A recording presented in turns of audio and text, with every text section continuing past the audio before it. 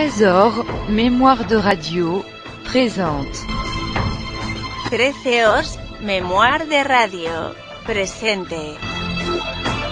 13os, mémoire de radio, presenta. 13os, mémoire de radio, presente.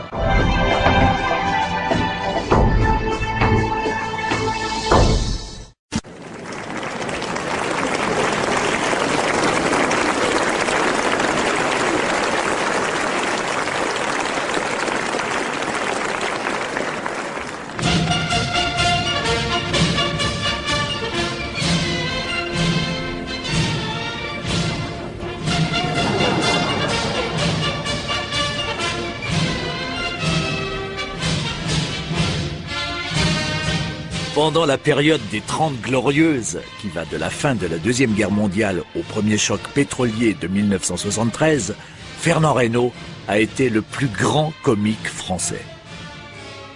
Il a su incarner toutes les mentalités de son époque.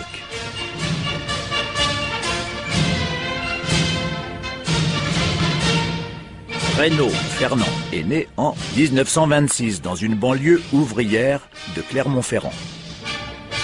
La Deuxième Guerre mondiale éclate quand il a 13 ans. Mais en tant que fils d'un petit contremaître des usines Michelin, son avenir est déjà tracé. Il vit dans une cité Michelin, il étudie à l'école Michelin, il partage ses loisirs entre la piscine Michelin, le cinéma Michelin et le théâtre Michelin. Il ne reste qu'à rentrer à l'usine Michelin. Pourtant, depuis tout petit, Fernand fait le désespoir de son père, en voulant être artiste. Même quand il aura atteint les sommets de la célébrité et de l'aisance, la famille Reynaud continuera à dire que si Fernand n'avait pas été un fils si désobéissant, il aurait pu réussir sa vie en étant cadre chez Michelin.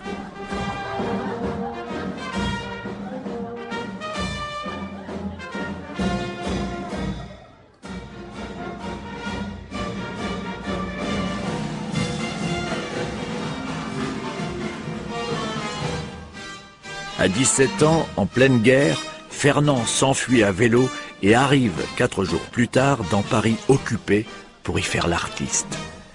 Son père vient le chercher par la peau des fesses, mais Fernand retournera tenter sa chance à la capitale dès 1947.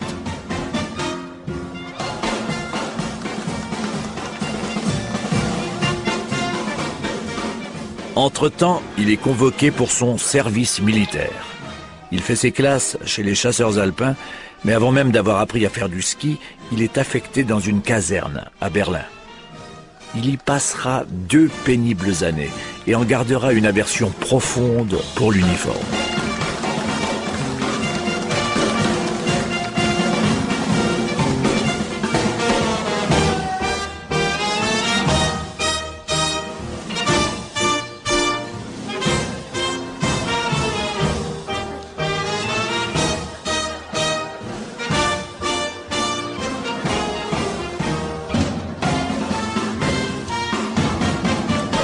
En pleine guerre d'Algérie, le théâtre des armées demande à Fernand Reynaud de venir remonter le moral des troupes. Il entre sur scène, il trouve les officiers au premier rang et les soldats derrière. Il exige que l'ordre soit inversé pour commencer son spectacle. Fernand Reynaud n'a jamais voulu marcher au pas durant cette époque de 1939 à 1962 où la France n'a cessé de faire parler des armes. J'ai été réformé pour déficience mentale parce que je comprenais rien à ce que c'était que l'armée. En effet, il faut être d'une intelligence supérieure pour comprendre, par exemple, pourquoi il faut tuer l'adversaire. Jamais pu piger ça, moi. Il faut tuer le gars qui est sur le champ de bataille, là. La veille, il est pharmacien, on lui donne un fusil, hop, on a sonné des cloches, c'est la guerre. Alors, faut le tuer. J'avais envie de lui répondre toujours, moi je veux bien le tuer, mais en temps de paix, on aura perdu un touriste. Et je pensais toujours à cette phrase de Paul Valéry sur la définition de la guerre. Paul Valéry a dit sur la guerre, qu'est-ce que c'est que la guerre? C'est le massacre de braves gens qui ne se connaissent pas, au profit de gens qui se connaissent, mais qui, eux, ne se massacrent pas. Profitant de l'envahissement de la télévision dans les années 60, Fernand Reynaud a acquis une popularité et une prospérité qui étaient inimaginables pour un comique avant lui. Il a symbolisé l'époque la plus florissante de la France, celle des 30 Glorieuses, où la croissance a été folle et la consommation forcenée. Mais il en a surtout exprimé les injustices. En face de la grande histoire et des discours officiels, il a opposé les armes du rire pour refléter les résistances du peuple français. Moi, vous savez, je suis un pauvre paysan.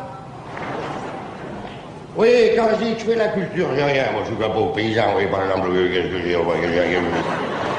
Je fais un peu le blé. Quand je dis que je fais le blé, j'ai rien. J'ai peut-être 55, 57 hectares de blé. Mais le blé, ça paye pas. Le blé, ça paye pas. Ça a eu payé. Mais ça paye plus. Ça paye, oui, si on veut, mais ça paye quoi? Ça paye, bon, ça paye la semence, quoi. Je fais un peu la vigne. Bon, quand je dis que je fais la vigne, dans ma région, on fait la vigne, on fait le blé, on fait ce qu'on peut, on fait pas ce qu'on veut. Vous savez comment je veux un beau paysan, il y a des régions, vous savez, vous voyez, remarquez, j'ai rien, qu'est-ce que j'ai comme vigne? J'ai peut-être dans les 76, 77 hectares de vigne. Mais la vigne, ça paye pas. Ça paye pas. Ça a eu payé. Mais ça paye plus. Ça paye, oui, si on veut, mais ça paye quoi? Ça paye le sulfate, quoi. Je fais un peu l'orge. Remarquez, quand je dis que je fais l'orge, j'ai rien. Qu'est-ce que j'ai? J'ai peut-être dans les 35, 40 hectares d'orge, mais l'orge, ça paye pas. Ça a eu payé. Mais ça paye plus. Le monde agricole bouge. Fort de représenter à la fois le quart de la nation et le 7e du revenu français, les paysans veulent voir le gouvernement se pencher sur leur sort. Tel était l'objet de la manifestation qui a réuni à Amiens 30 000 d'entre eux. Le défilé dans les rues ne devait pourtant pas garder l'aspect pacifique que lui avaient fixé les dirigeants de la manifestation.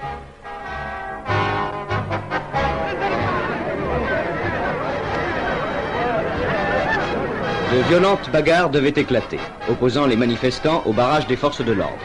Le rôle de provocateur, étranger aux milieux ruraux, a été par la suite mis en évidence. Il porte la responsabilité des violences qui ont fait 150 blessés. L'avenir par ici, je vois que ça va aller de pire en pire. Pour la campagne, ça va être délaissé de plus en plus. Tout le monde va partir? Oh, tout le monde va partir, oui. Vous avez un fils qui est resté? Ah ben, il est resté, oui. Ben, il... Pas très enchanté pour le moment.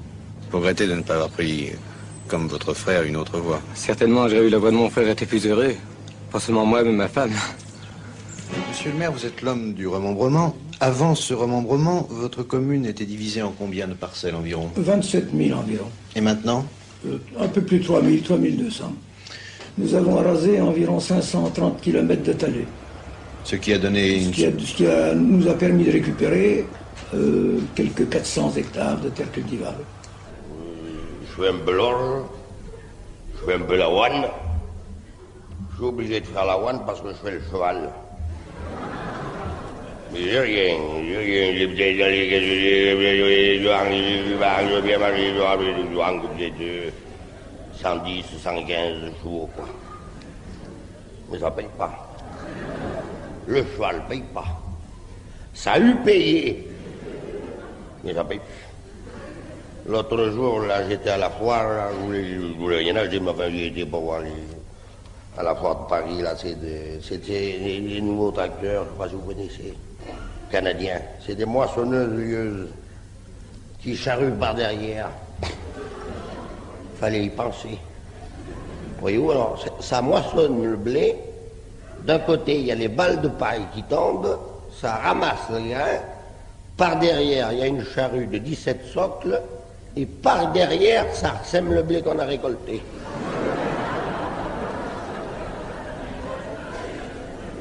J'ai demandé le prix, je voulais pas l'acheter, mais j'ai dit, viens, je vais me rendre compte. 90 millions anciens francs français. Où voulez-vous que j'aille les chercher, moi, les 90 millions? Je suis qu'un pauvre paysan.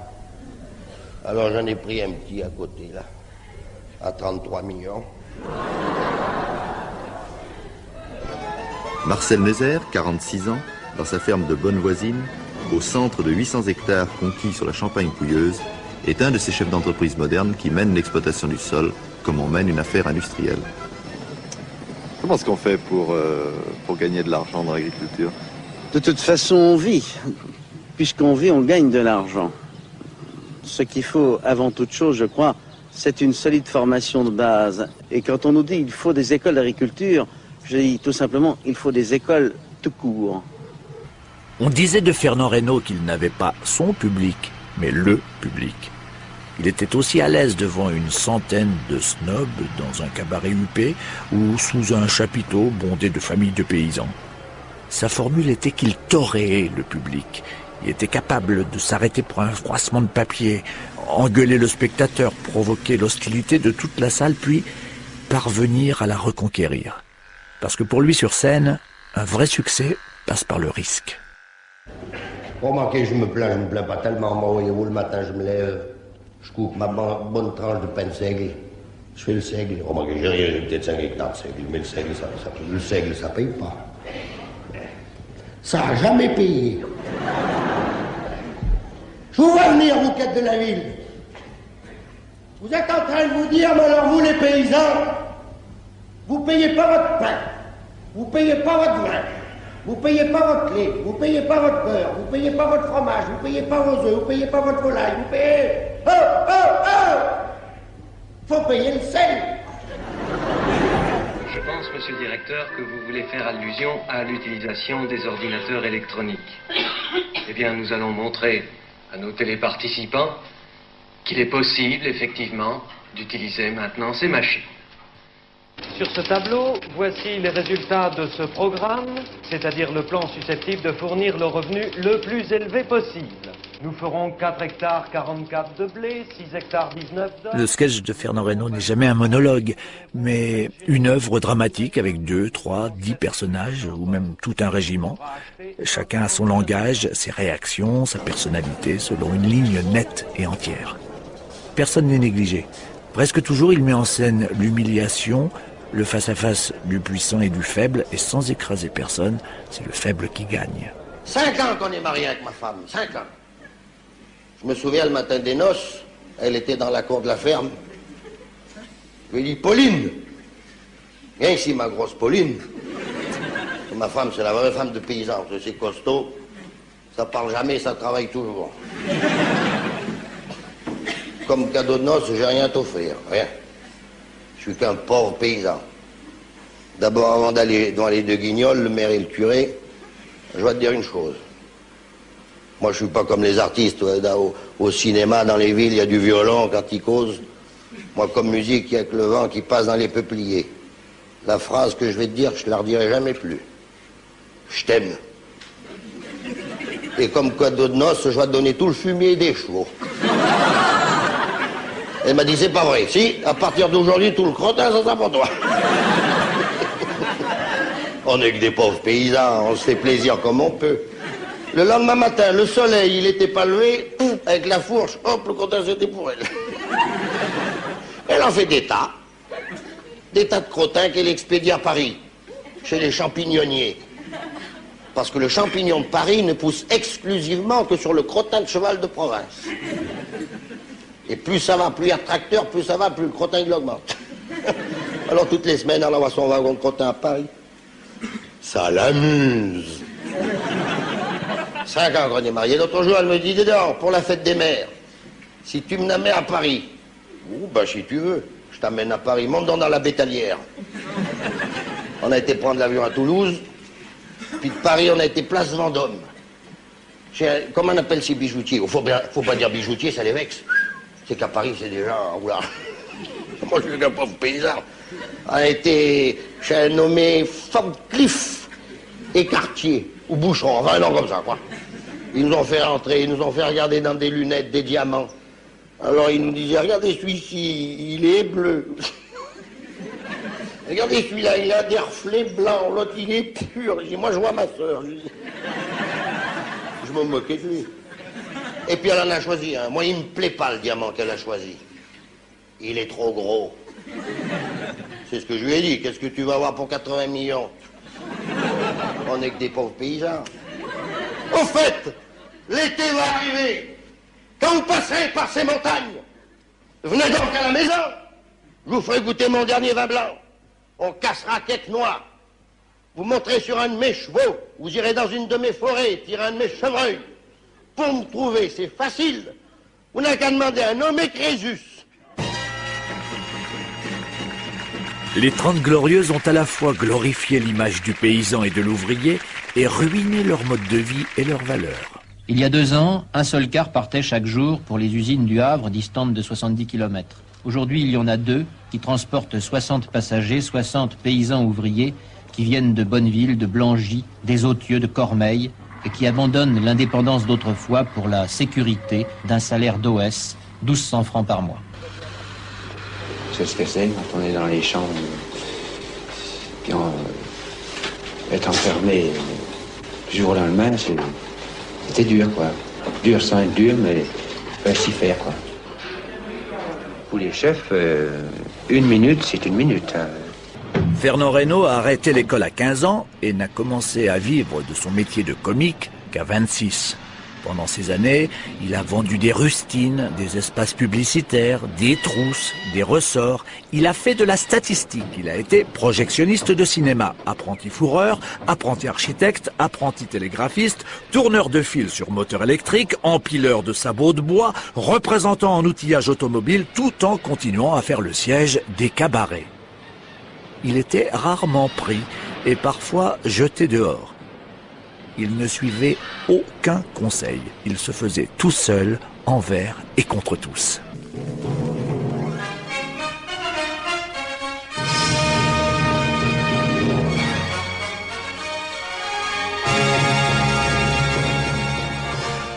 Depuis les balbutiements de la télévision jusqu'aux années 60, Jean Nohain règne sur toute carrière au music-hall. La première fois qu'il voit Fernand Reynaud, il lui conseille d'ajouter de la musique à son sketch. Le petit débutant lui crie à la figure « Vous n'y connaissez rien !» Le présentateur vedette, sidéré qu'on ose lui parler ainsi, l'engage. Pour une des premières émissions télévisées, en 1954, Jean Nohain lui téléphone à Madrid pour un remplacement d'urgence. Fernand saute dans un train où il se fait voler son smoking. Arrivé juste à temps, il monte sur scène avec son chapeau et son manteau de voyage. Ça restera son image de marque auprès du public. Oui, c'est celui qui a dit pour la première fois en 1953 la célèbre histoire du bourreau d'enfant. Celui qui vient maintenant vous réjouir à l'instant, c'est Fernand Reynaud.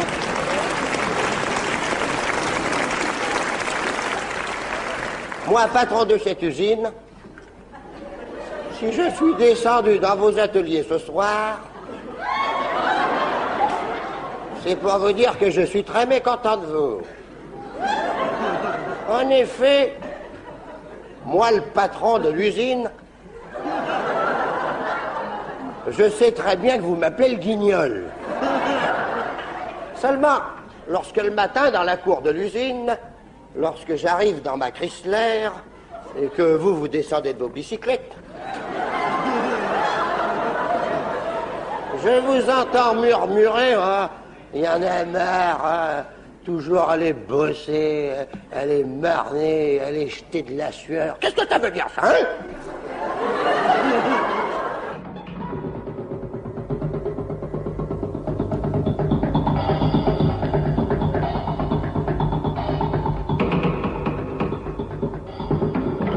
Il faut s'élever par ses propres moyens, en collaboration avec les ouvriers.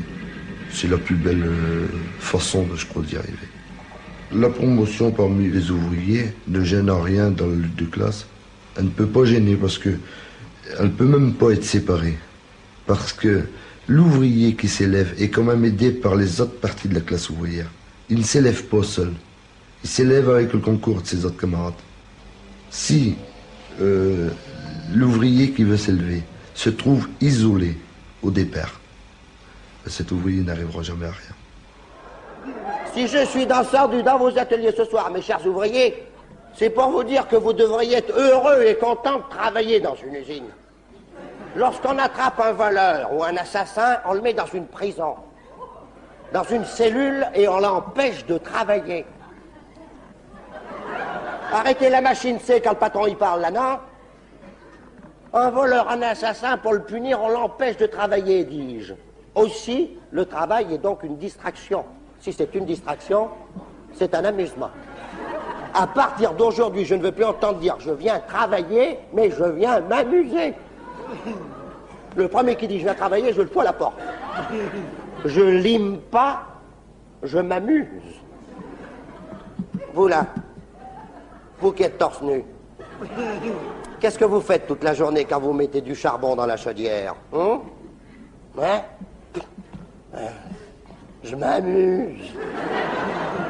Très bien. Et vous là qui poussez les wagonnets, qu'est-ce que vous faites? Je m'amuse. Très bien, tout le monde s'amuse ici.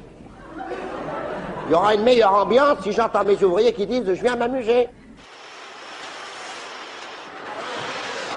Quand le travail a repris dans la manufacture d'armes, les femmes n'étaient pas encore tout à fait payées au même prix que les hommes, mais l'écart avait diminué. En France, 6 millions de femmes environ travaillent. Le salaire mensuel moyen d'un ouvrier, en septembre 1968, était de 948 francs, celui d'une ouvrière de 611 francs. Et dites-moi, est-ce que la paye que vous avez à l'usine, est-ce que ce n'est pas aussi un salaire d'appoint? Ah, ça, je ne suis vraiment pas d'accord avec le salaire d'appoint, moi, hein, parce que celui qui travaille uniquement pour un salaire d'appoint, ben, moi, je lui tire mon chapeau, hein, parce que c'est vraiment pas gai, le travail, hein, on ne peut pas dire qu'on va là pour s'amuser, particulièrement les femmes, quand je vois mes femmes qui sont remplies d'huile de la tête aux pieds, durant 9 heures, ben, si elles y viennent comme salaire d'appoint, ben, alors je les salue bien bas. Qu'est-ce que vous faites derrière ce guichet, oulala? Moi, je m'amuse aussi. Vous êtes assis? En quoi ça consiste, votre amusement? Je suis le magasinier. Alors, forcément, quand je suis assis toute la journée, là, puis des fois, il y a un ouvrier qui vient et me dit « Oh, fais quoi ?» Il me réveille en sursaut. Qu'est-ce qu'il y a? Il me dit « Je voudrais un petit boulon de 8. » Alors, je prends le boulon de 8, j'y donne, et j'écris un boulon de 8. Voilà. Voilà.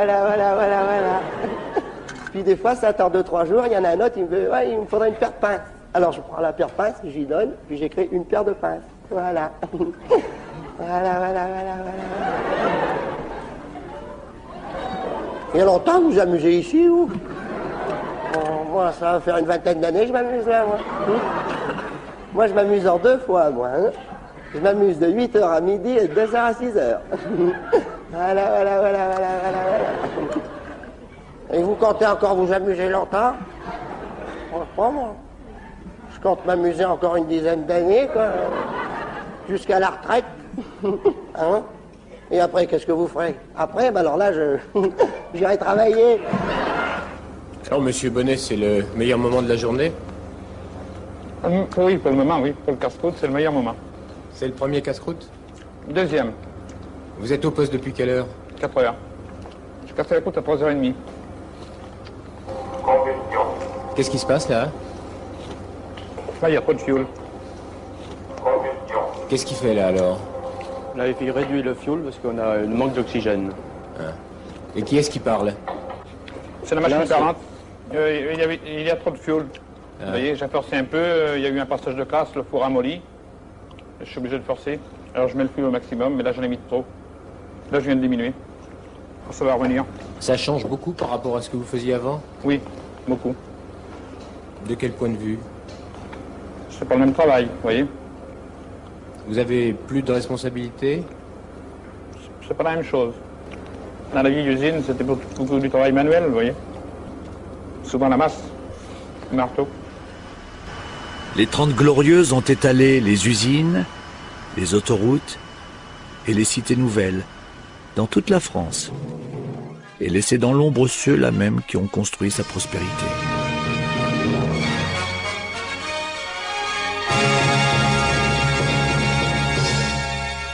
Ils étaient nombreux, les Italiens qui abandonnaient leur pays pour chercher en France à la fois du travail et le pain de chaque jour.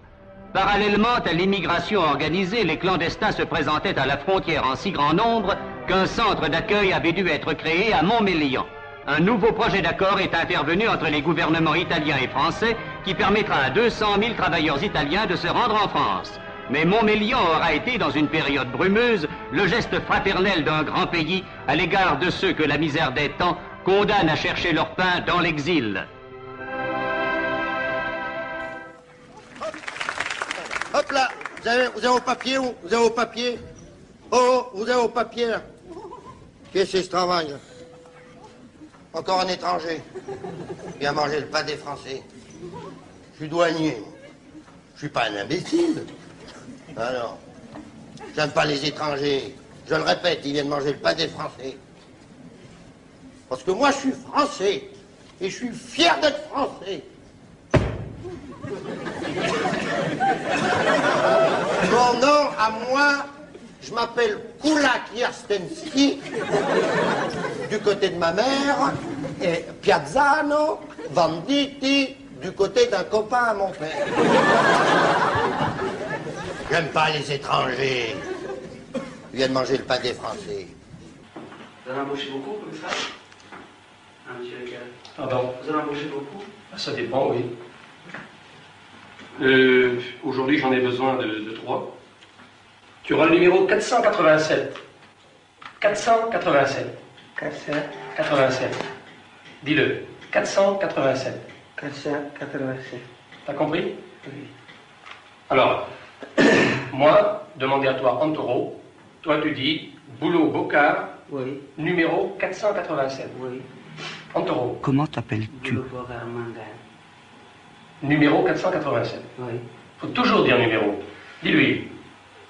Toujours Hari encore. Moi, demandé à lui en taureau. Lui dit Boulot Bocard, numéro 487. Oui. Boulot Bocard, Mangan, numéro 487. 487. 487. C'est bien. Oui. Faut toujours dire numéro, hein? Oui. En taureau. Boulot Bocard, Mangan, numéro 427. 487. Numéro 87. 487. 487. C'est bien. 487. 487. Vous ne dites pas combien il a gagné? Ah ben oui, c'est-à-dire que c'est un problème, ça, que j'évoque avec eux par la suite, voyez-vous. Mais enfin, ils gagnent environ entre 75 et 80 000 francs par mois. Tu vas gagner à peu près 70 à 80 000 francs par mois, à peu près. Hein? Et après, si tu travailles sur machine, si tu travailles bien... Oui, travaille machine, je travaille bien. Eh bien alors, si tu travailles bien, après, tu gagnais plus d'argent. Hein? T'as compris? Oui. Le 487 n'a pas encore droit aux machines, mais dans 8 jours peut-être. Le vieux rythme africain est apprécié. Il convient tout à fait au travail à la chaîne. Alors, dit-on, il danse plutôt qu'il ne travaille. Fernand Reynaud disait qu'il faut venir d'un milieu très simple pour être un bon comique. Pour ses sketchs, il recherchait avant tout le leitmotiv juste, en écoutant les gens de la France profonde à l'occasion de ses innombrables tournées. Il ne se reconnaissait ni prédécesseur, ni maître. Il ne faisait confiance qu'à lui-même et son sens de l'observation. J'aime pas les étrangers. Ils viennent manger le pain des Français. Dans le village où j'habite, on a un étranger. Quand on le voit passer, on dit tiens, ça, là, ça, c'est l'étranger. Comme un objet. On n'a pas de respect. Quand on a du respect pour un être humain, on dit pas ça, là, c'est pas ça. Non, non, on dirait ce monsieur. Quand sa femme passe, l'étrangère, baissant la tête, on dit celle-ci, c'est l'étrangère. Ils viennent manger le pain des Français. Est-ce que vous croyez que d'autres camarades que vous, parce qu'ils sont algériens, sont défavorisés dans le travail? Oui. Moi, parmi beaucoup d'Algériens, ils ont des capacités même de professionnels et ils font le manœuvre. Et voilà, moi-même, je vous montre des certificats de professionnels et manœuvre dans le bâtiment. Pourquoi? Je vais demander un travail. On me dit en Algérie, on n'en prend pas la mécanique parce que certains d'autres prennent l'Algérie pour un gourou. Qu'on n'apprend pas la mécanique. C'est idiot. Et c'est idiot, moi, pour un type. Ils le savent qu'en Algérie, il y a des voitures, il y a des garages et tout. Mais pour vous refuser un embauche, on vous dit ça. Et pour trouver un logement, vous avez trouvé facilement? Non. pas facilement. J'en ai jamais trouvé un. J'en ai trouvé, mais quand je me présente, et avec la couleur que j'ai, on me la refuse. Parce que vous êtes algérien? Oui, c'est ça. Alors, où logez-vous finalement? Où logez-vous? Je me loge toujours avec mes compatriotes. J'accepte les conditions que... Au bidonville, ici? Au bidonville, ou bien... Oui. Au bidonville, il y a même des garnis où ils sont à 4-5. Et tout ça, c'est pas bien.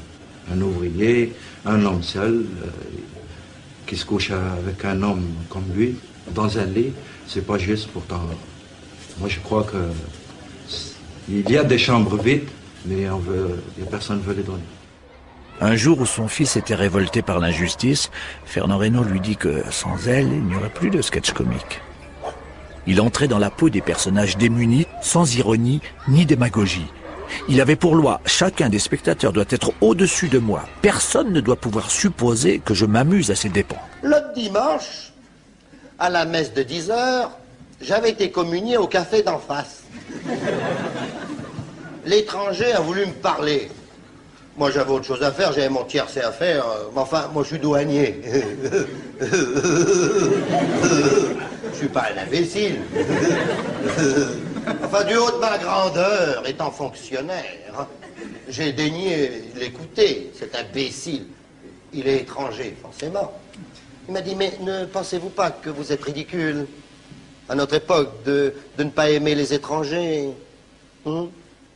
Réfléchissez, quand un chirurgien du Cap va opérer un cœur humain, que ce soit à Pékin, Stockholm, Moscou ou Washington, il s'y prend de la même manière. Nous sommes tous égaux. J'ai rien compris à ce qu'il a voulu dire. J'en ai conclu qu'il était bête. En effet, lorsque quelqu'un s'exprime et que l'on ne comprend pas ce qu'il dit, c'est qu'il est bête. Et moi, je peux pas être bête. Je suis douanier.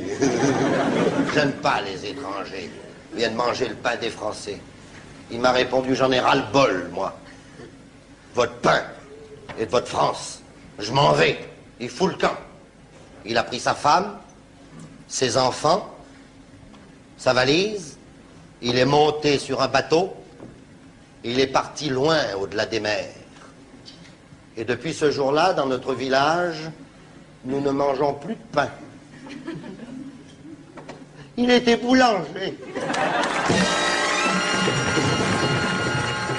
Les deux objets emblématiques des 30 Glorieuses ont été la télévision et la voiture. Fernand Reynaud a aimé passionnément les deux, d'une passion qui a fini en drame. Chaque année, le parc automobile français s'accroît de plus d'1 million de véhicules. Une ombre au tableau, les accidents de la route causent en 2 ans la mort de 20 000 personnes, ce qui équivaut à la population d'une ville comme Melun. L'ascension de Fernand Reynaud suit ses moyens de transport. D'abord, le vélo, pour sillonner les 72 brasseries spectacles du Paris d'après-guerre. À 26 ans, il s'offre enfin un scooter. En 1953, avec sa Rosengart d'occasion, il sert de chauffeur à Jean Nohain. La voiture n'a pas de frein, il est obligé de monter sur les bas-côtés pour ralentir en descente. Puis, l'aisance arrive, il choisit les voitures les plus solides, comme les DS ou la Citroën Maserati. Au fur et à mesure de son enrichissement, il s'offre une clinquante américaine, et enfin, une Rolls. Elle est conçue pour des chauffeurs en uniforme et flegmatiques, mais lui la conduit avec son style bouillant, et il est furieux qu'elle tienne si mal la route. Non, Michel, tu devrais faire attention. Écoute, tu picoles trop. Je sais que tu vas assez lentement. En automobile, tu dépasses pas 60 km à l'heure. Seulement, tu picoles trop. T'as déjà éclusé 2 litres de vin blanc. Tu vas faire le malheur à une bouteille de cognac. Surtout qu'il y a un moteur qui nous suit. Je suis assise, moi ta grand-mère, dans ton automobile derrière. À côté de moi, il y a ton grand-père. Oh, fous-moi la paix, mémé. Je sais ce que j'ai à faire, non? On est dimanche après-midi, alors des moteurs, il peut y en avoir. Hein. Il y a peut-être 200 000 devant, 200 000 derrière, des moteurs. Je ne dis pas qu'il y a un moteur. Je dis qu'il y a un moteur qui nous suit. Oh, est-ce que c'est pénible, les vieux, hein? Tu devrais parler autrement à ta grand-mère. Je t'assure, mon petit garçon, que moi, de mon temps, nous avions du respect pour les vieux. Jamais nous nous serions permis une incartade, une allusion des... Ta gueule, Pépé. N'empêche, moi, de la grand-mère qui te parle, qu'il y a un moteur qui nous suit. T'as qu'à regarder dans ton rétroviseur. Oh, ce que c'est que la sénilité, quand même. Mais dis donc, mais dans mon rétro.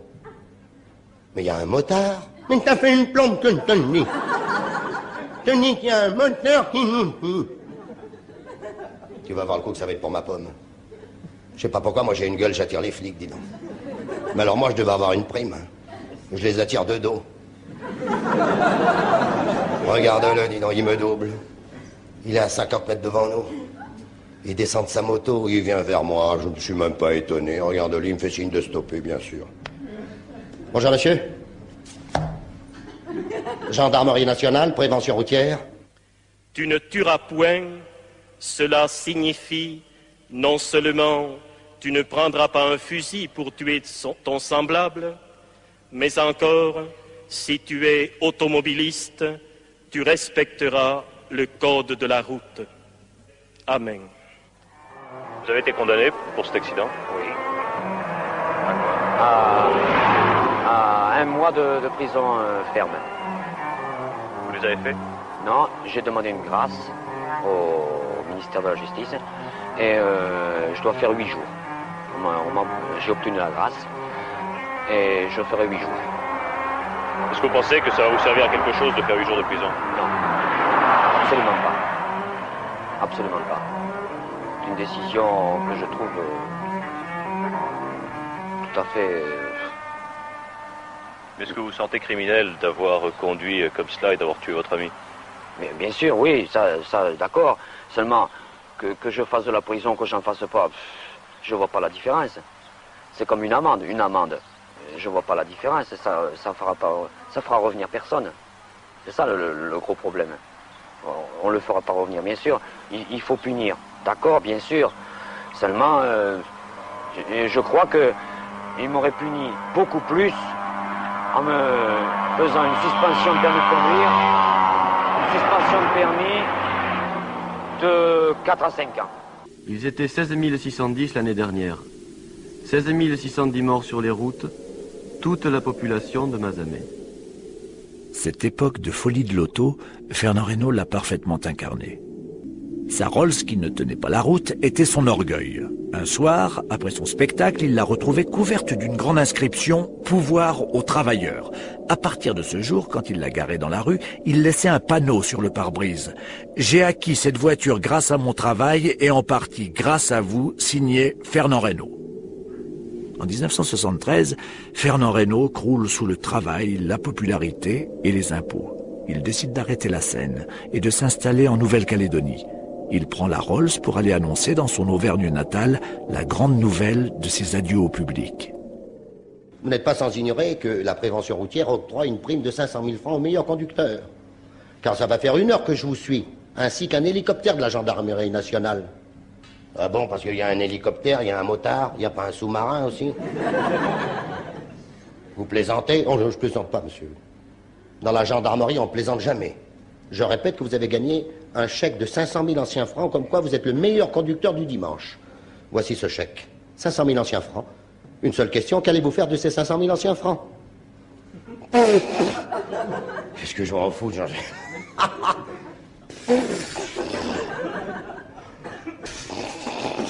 Ben, j'irai à auto-école pour essayer de réussir avant mon permis de conduire. N'écoutez pas, monsieur l'agent, n'écoutez pas, il est sous comme un cochon. Mais ça, je le savais. De rouler dans une voiture volée, on aurait des ennuis.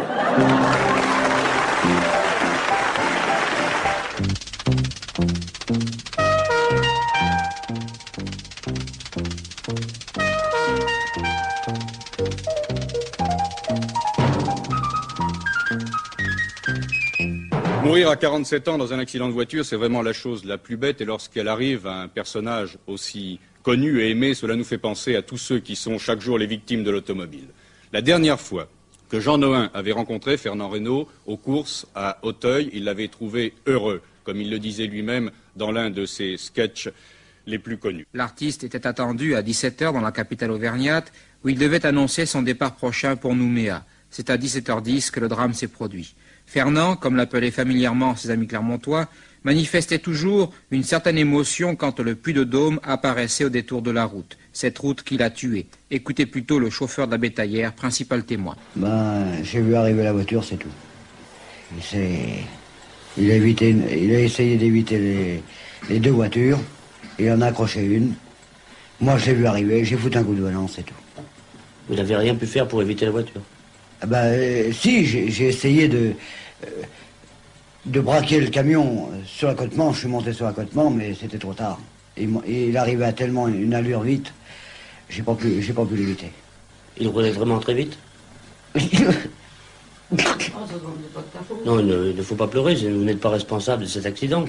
Mais oui, mais... Mais c'est pas de ta faute, enfin. J'ai rien pu faire.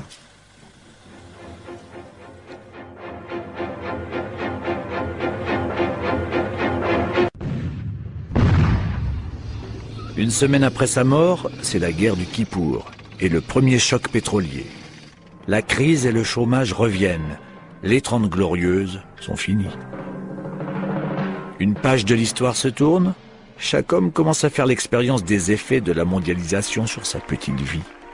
À travers son comique, aussi philosophique que domestique, Fernand avait sans doute pressenti cette mondialisation.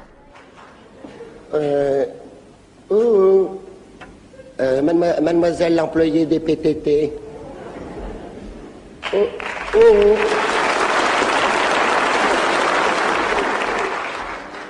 Vous êtes derrière votre guichet, là. Oh. Vous dormez? Oh, il n'y a pas que je suis en train de faire mes totos, non? Qu'est-ce que vous faites? Mes totos! Si vous faites vos totos. Mais enfin, dans le bureau de poste, c'est bien à votre guichet qu'il faut s'adresser pour téléphoner. Oh! Oh, vous êtes pénible. Qu'est-ce que vous voulez? Je voudrais téléphoner. À qui? Je voudrais le 22 à Asnières.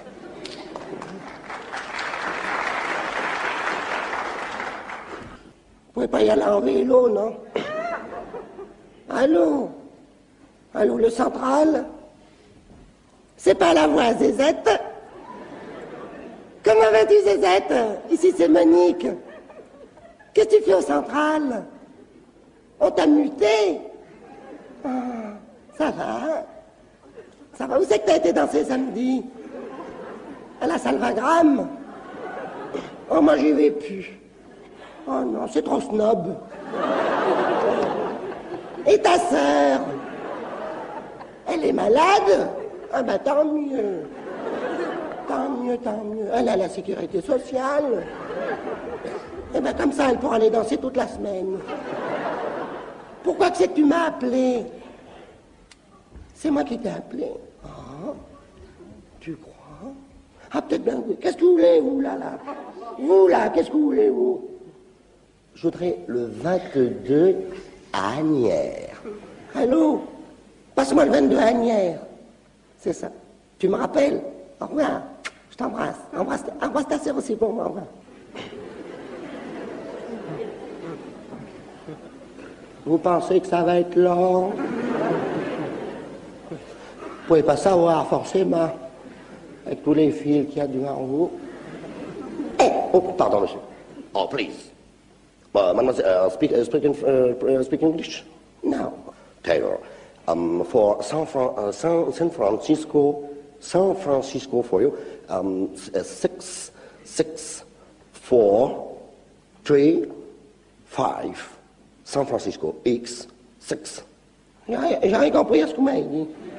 San Francisco, 6, 4, 3, 2, X, 5.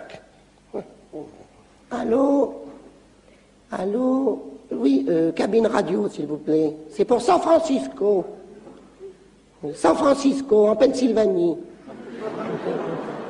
Je voudrais le 6325 X5 à San Francisco. Tu l'as directement par la radio, très bien. San Francisco, cabine 6. Et mon Asnières. J'étais avec mon vélo, là, puis j'ai crevé en venant. Alors, comme je dois être présenté à ma future belle-mère, alors si jamais j'arrive en retard, C'est ce que c'est, hein, il l'a fait exprès. Pardon, monsieur. Bon, c'est moi qui m'excuse. Mademoiselle, j'aimerais avoir une fois à Liège, monsieur Vanderbroek. Vanderbroek. 75. Boulevard. Combien que c'est que vous dites? 75. Combien que c'est, ça, 75? Bon, ça a un 95 moins 20. Je voudrais avoir une fois à Liège, monsieur Vanderbroek. Pas Vanderbroek, Vanderbroek. Mais je me souviens plus du tout de son numéro de téléphone.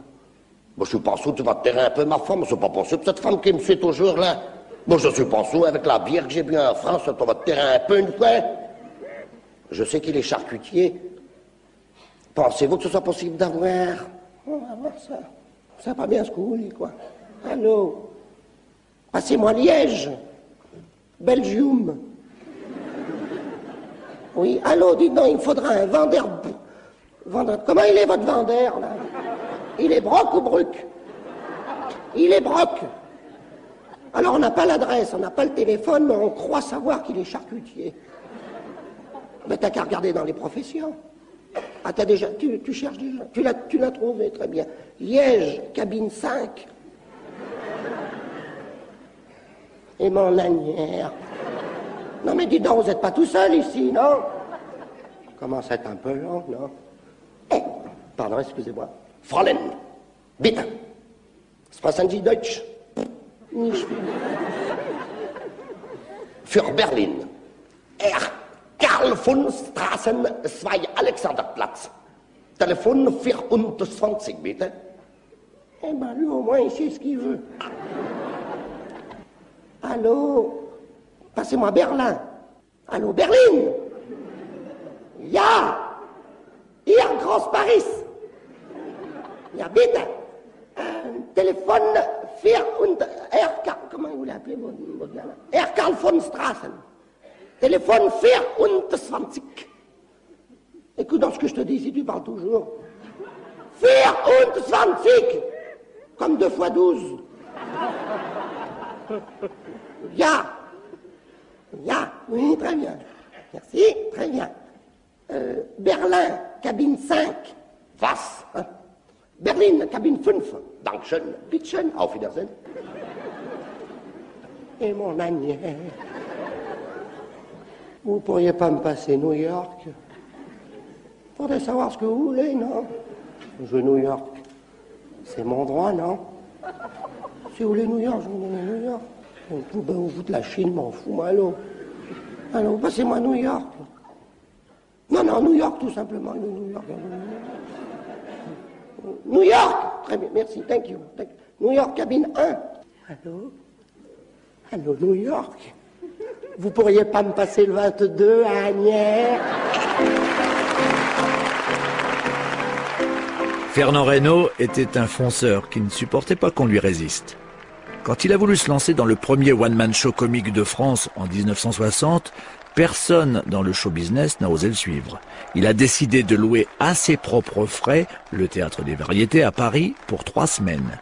Seul en scène, plus de 2 heures. Il y a fait un triomphe pendant 1 an et demi.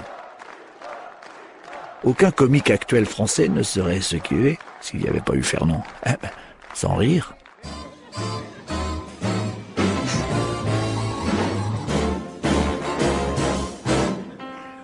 T'es un peu belle, mignonne.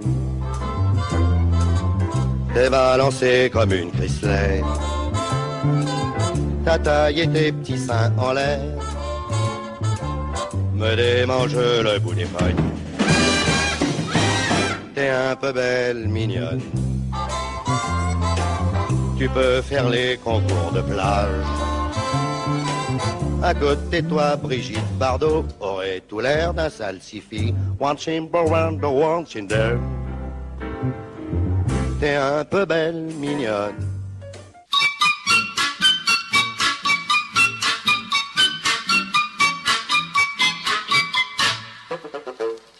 J'avais rêvé de prendre une femme, une fille chic et distinguée. Mais je suis chippé pour la pomme d'une vraie tordue, mal balancée. Quand elle danse le tango, c'est un fait. Je pense jouer aux osselets.